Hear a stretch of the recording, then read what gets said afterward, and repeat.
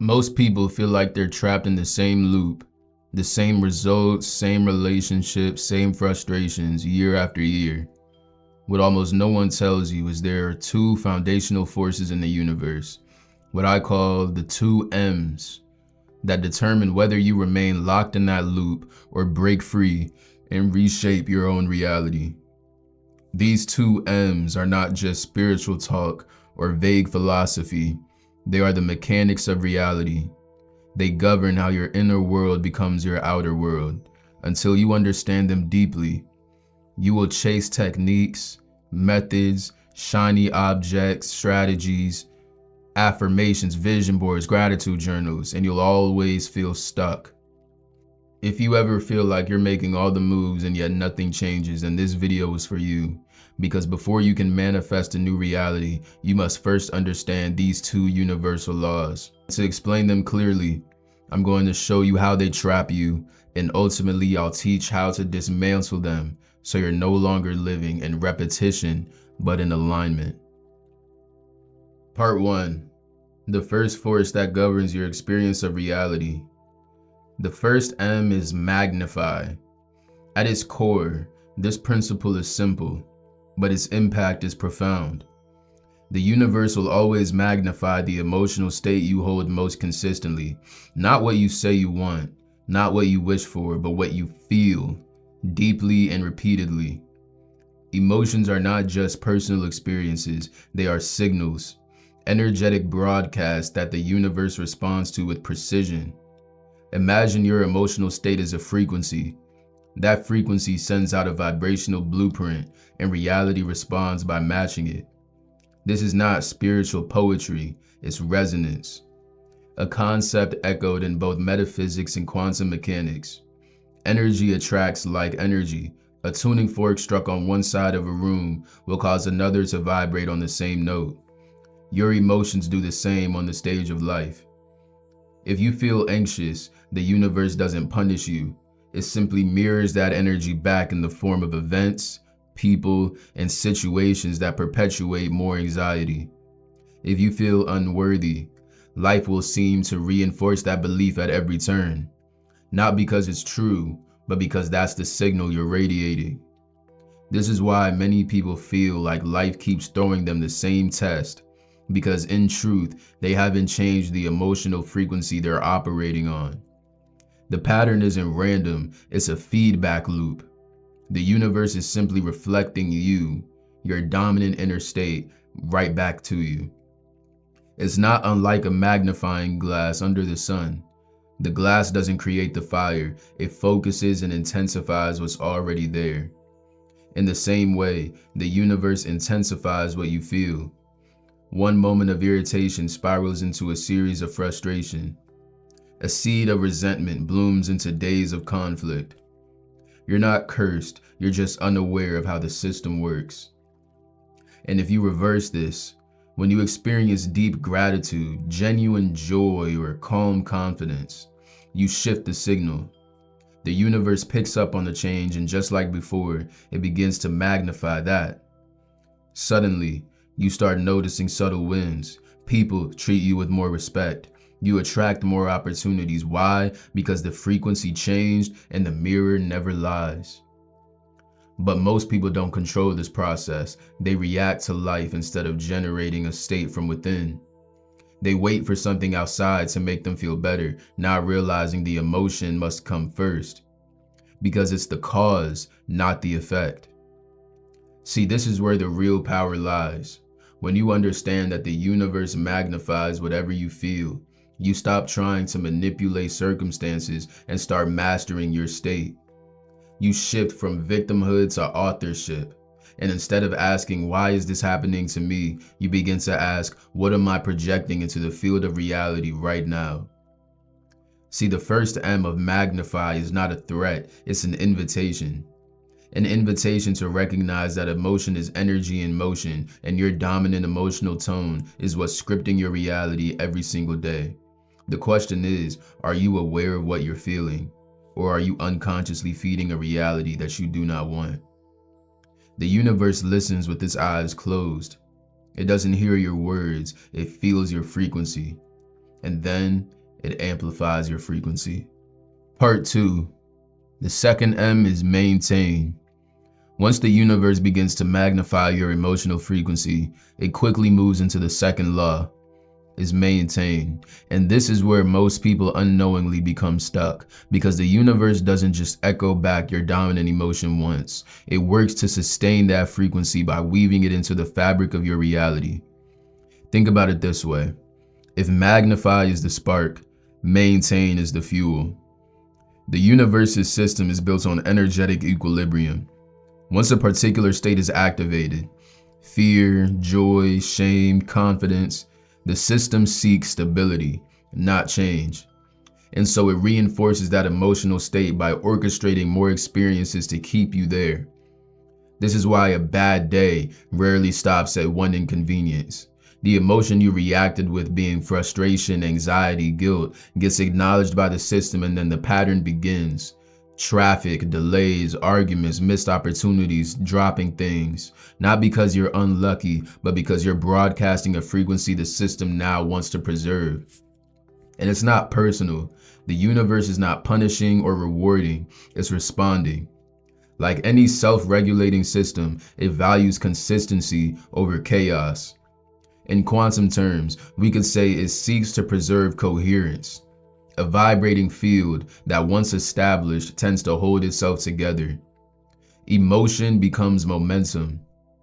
And the problem is, so within the problem lies an opportunity.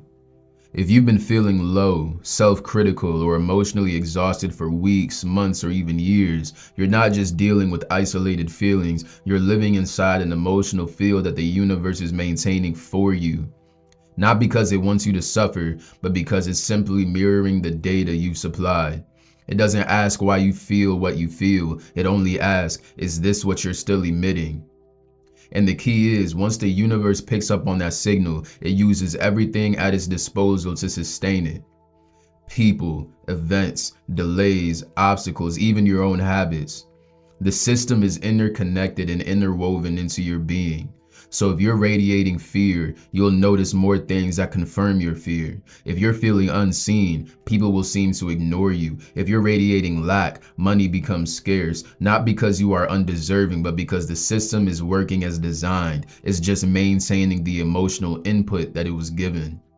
This is why changing your external life without shifting your internal frequency never sticks. You might make progress, but it snaps back, not because you're weak, but because your emotional default setting has not changed. And the system will maintain whatever is set as default until you consciously reset it. Most people try to brute force their way out of cycles by changing jobs, moving cities, and cutting people off. But if you haven't shifted the energy you carry, the universe will simply recreate the same emotional environment in new forms. Different faces, same feeling. Different places, same lesson, because the frequency has yet to change. To break the cycle, you must interrupt the maintenance pattern, and that means choosing, deliberately, consciously choosing to generate a new emotional state before circumstances change. This is what most people never do. They wait for life to give them peace before they feel peace themselves. They wait for love before they feel lovable. But in the mechanics of reality, emotion comes first. It is the seed, and circumstances are the echo. The second M, being maintained, is what locks people in loops. But once you become aware of it, it also becomes the point where you can intervene. You don't need to fight your life, you need to shift your signal, because the system is always listening. And the moment you stop feeding it the old emotion, the system begins to unravel, and the pattern persists only as long as you choose to participate. Part 3. The emotional momentum. By now you understand that the universe magnifies your emotional state, then works to maintain it. But what most people overlook is how emotional momentum begins to stack over time. Silently, invisibly, until it becomes the lens through which you see and interpret your entire life. This momentum doesn't start with something catastrophic, it begins small. A passing moment of stress, a quiet feeling of inadequacy, a subtle sense that something isn't right. And because we don't address those early signals, they accumulate. What begins as a spark becomes a rhythm. What starts as a mood becomes a personality. And what once was a passing emotion hardens into a reality that feels permanent. This is what it means to be trapped in a cycle, not by choice but by repetition. You've rehearsed the same feelings for so long that they become automatic. You no longer need a reason to feel anxious. It's just there. You don't need evidence to feel unworthy. You carry the weight before the world ever even says a word. And so the universe, responding in perfect harmony, keeps presenting situations that match that emotional signature. Not because it's cruel or has malicious intent, but because that's the instructions that it was given. See, in neuroscience, this is referred to as familiar neural pathways. When a thought or emotion is repeated enough, the brain creates a shortcut, a default response. And once it's wired, it requires conscious effort to override. The same principle applies in metaphysics, that when an emotional frequency is repeated often enough, the universe treats it as your default vibration. And once that happens, it seeks to maintain that until you consciously break the pattern. Think of it like being on a moving walkway at the airport. You don't have to do anything, just stand there, and the system will move you forward.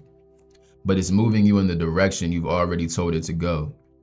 If you want to change course, you don't just walk. You have to turn around and walk against the momentum that's already been built. That's why changing your reality feels so difficult. You're not just creating something new, you're reversing something old. You're disrupting the system's effort to maintain your current trajectory. And the danger is, because momentum feels familiar, we mistake it for truth. We say this is just how life is, or this is who I've always been, but that's not truth, that is programming. A well-practiced emotional pattern becomes a prison when you forget that it is a choice. And the longer you stay in it, the more the universe bends itself to reinforce it. And the opportunity is, the system doesn't care what emotion it maintains, it only cares that it's consistent. Which means the very same mechanism that locked you into suffering can also lock you into joy, abundance, or even freedom. Only if you're willing to build the momentum in that direction. This is where real transformation begins. Not in doing more, but in feeling differently. Not once, not when you feel like it, but consistently, until your new frequency becomes so familiar that the universe begins to mirror that instead. That's when life begins to feel like it's flowing, not fighting. That's when peace becomes normal. That's when love stops being rare. The question is never, why is this happening to me? The real question is, what emotional script am I consciously or unconsciously performing? And am I willing to write a new one? Part 4. So how do you actually break the cycle? How do you interrupt emotional momentum that's been building for years, sometimes even decades? The answer isn't force. It's not about resisting your reality. It's about rewiring your response from within. To be clear, you cannot outthink a frequency. You cannot logic your way out of a feeling. If your subconscious is holding a deep emotional signature, shame, fear, powerlessness, no amount of positive thinking will override that unless the emotional charge of your new state is equal to or stronger than the old one. See, this is where most people get stuck. They affirm what they want, but they don't actually feel it. They visualize, but it's flat. They journal, but there's no energy behind the words. Why? Because they're treating manifestation like a checklist, not an emotional experience. Emotion is the language of the subconscious, and the subconscious is the womb of reality. The part of you responsible for generating the signal that the universe responds to. That's why trauma changes a person instantly. Not because it's rational, but because it imprints intense emotional energy into the subconscious, which then reshapes the reality that follows. But this also works in reverse. A high frequency emotional state, love, joy, deep gratitude can rewire your subconscious just as powerfully if you let it in. Breaking the cycle begins by consciously generating a new emotional state, not once, but consistently until it becomes the new normal. And this doesn't mean faking happiness or ignoring pain. It means displacing the emotional charge of the old state by creating a stronger emotional imprint of the new. Just like pouring clean water into a glass of muddy water, eventually the residue clears. But it requires persistence. One of the most effective ways to begin this shift is to experience your desired reality as if it were already true. Not just from a place of wishful thinking, but by evoking the emotions you would genuinely feel if the changes had already happened. Imagine being told that it's done, that you're free and that you've made it. What would that feel like in your body? Whatever that emotion is, you sit in that. You let that emotional state rise in you like heat. You breathe into it. Feel it until your nervous system starts to believe that it's real, because of the subconscious it is. The body can't distinguish between a vividly imagined experience and a physical one. This is where you begin to write a new frequency, one that the universe can receive. And once you hold that new frequency with enough consistency, the system that once maintained your suffering will now maintain your peace. Why is that? Because that's the new signal being broadcasted. That is your new default. That is your new equilibrium. This is not magical thinking. It's pattern interruption at the deepest level. It's self-directed emotional alchemy. And like any form of alchemy, it begins with awareness, but it is completed through practice. So the real question becomes, are you willing to feel differently long enough for life to meet you there? Because eventually it will. The universe is always listening, but it's not listening to your words. It is listening to the signal that you broadcast. Part 5. Integration and living in the shift. Awareness is the first step, and emotional transmutation is the second. But if you want lasting change, you must move into integration. This is where most people fall off, because the emotional shift feels profound in the moment, but then life throws its weight around. Old patterns reappear, triggers resurface, and it's tempting to think the work didn't stick.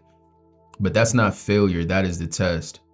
That's the system asking, do you actually want to change? Or is that just a feeling you visited for a moment? See, integration is the bridge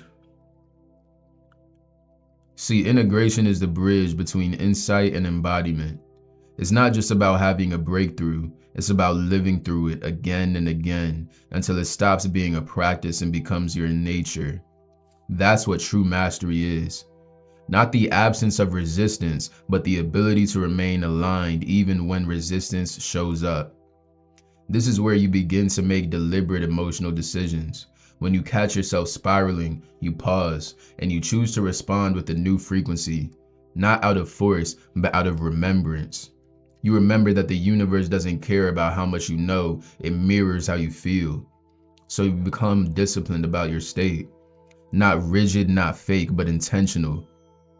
See, integration doesn't require perfection, it requires consistency. You're teaching your subconscious what is normal now. And like a muscle, your emotional baseline begins to strengthen. What used to derail you now barely moves you. What once triggered shame now activates compassion. You don't suppress the old feelings, you just stop feeding them. And this is where life starts to respond differently. Not because life has changed, but because you've changed the signal. The old patterns start to lose traction. The system starts recalibrating. And suddenly, what felt like chaos becomes coherence. What felt random begins to feel aligned.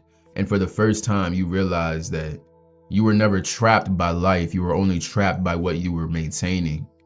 You were frequency trapped.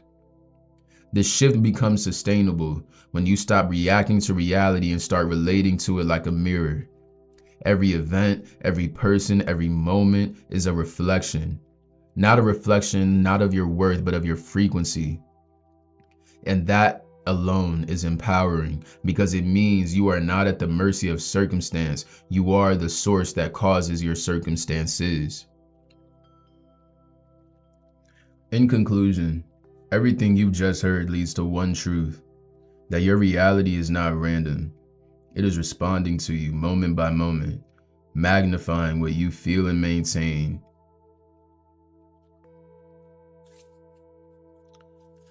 So in conclusion, everything you've just heard leads to one truth, that your reality is not random. It is responding to you moment by moment, magnifying what you feel and maintaining what you've accepted as normal. If you don't like what you're experiencing, the work isn't to chase new techniques or hope for better luck. The work is to become aware, to take full emotional responsibility, and to realign your internal state with the life that you truly want. The two M's of the universe, being magnify and maintain, are not just concepts, they are the mechanics behind your daily experience. When you understand this, you stop trying to force life to change and instead begin creating change from within. You stop waiting for signs and start becoming the signal. So now the real question is, what frequency are you committed to? Will you continue to feed the old emotions that keep you in cycles of limitation? Or will you make a conscious decision to shift emotionally, energetically, and intentionally into a version of you who commands reality instead of reacting to what reality does? If this video shifted your perspective, make sure you like, comment, and subscribe, please. I want to know what part resonated with you the most. And if you're ready for more content that actually challenges you to think differently, reprogram, and create intentionally, then stick around and subscribe for more, because here at Holistic Elevation, we're just getting started.